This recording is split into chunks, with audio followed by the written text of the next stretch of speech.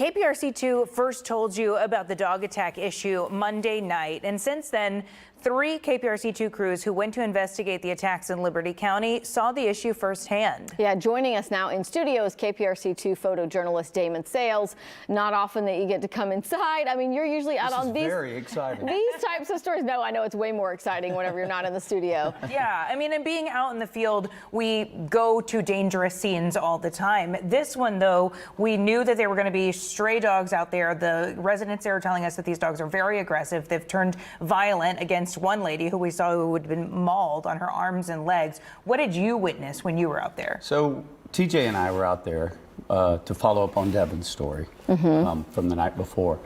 We go out there and we didn't really see very many dogs at first because, you know, it's really dark. As light started to come, we start seeing dogs moving around.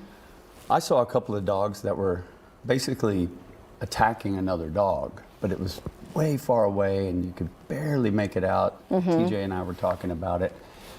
Right before our 6:30 hit, we start seeing the dogs as daylight comes. This is well into this is right before 7. Okay. When you're seeing that video right there.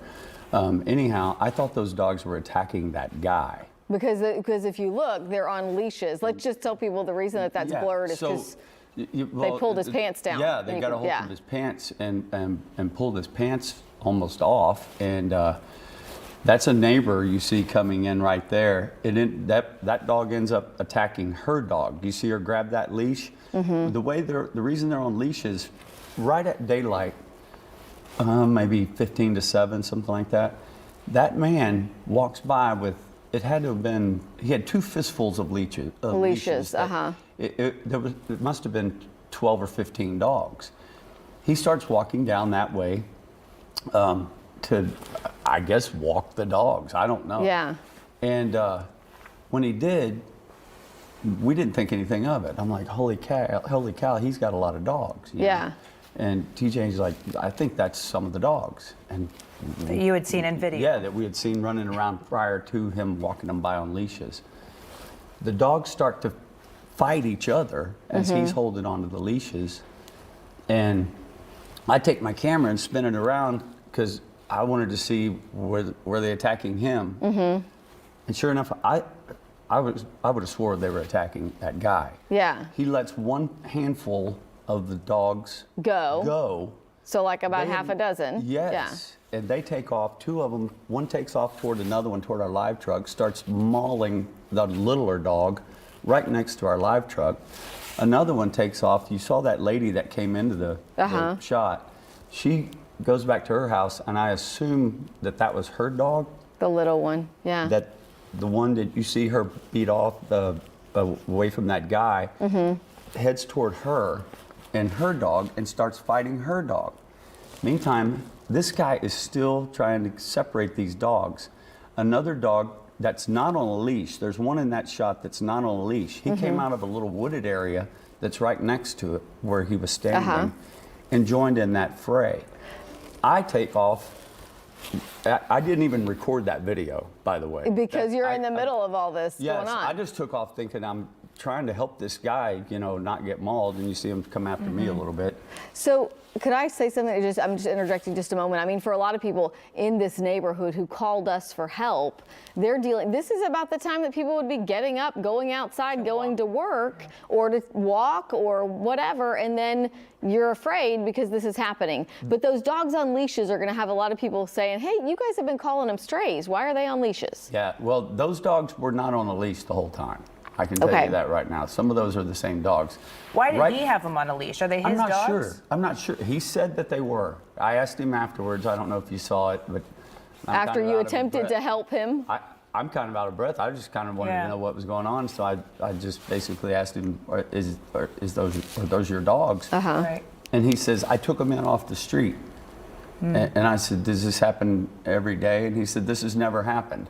Well, Devin's story indicates otherwise because that poor lady's legs were pretty mauled. Yeah. Right behind where we were parked, there are kids getting on a school bus during all this. Right. I mean, it was kind of crazy. You know, I think the reason that this particular story hits home for a lot of people is, well, we're talking about Cleveland, right? I mean, this happens all over the Houston area in pockets where you just walk and see stray dogs wandering. This is interesting because Cleveland does not have any sort of animal control or service where they would go pick them up, but it makes it even more complicated if somebody's claiming ownership, or maybe it makes it easier because they would charge him for not keeping them on leashes. There was TJ and I were talking about that. I'm like, he claims ownership of these dogs.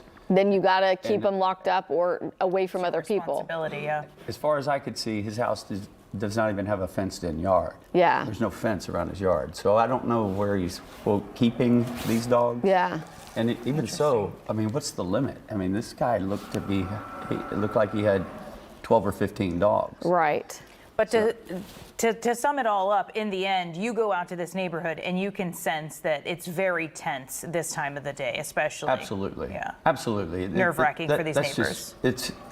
To me, it's inexcusable that they don't have some sort of control of these animals. I mean, these dogs didn't start doing this yesterday. Right. They were operating as a pack at times. I mean, they were circling.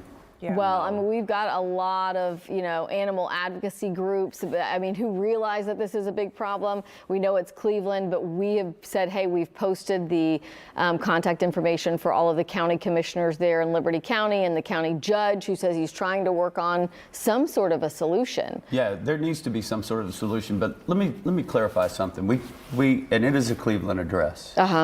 It's right off the Grand Parkway. Oh, it's not like it's way back in the woods. Yeah, it's right off the Grand Parkway. Yeah. It's right off of 99.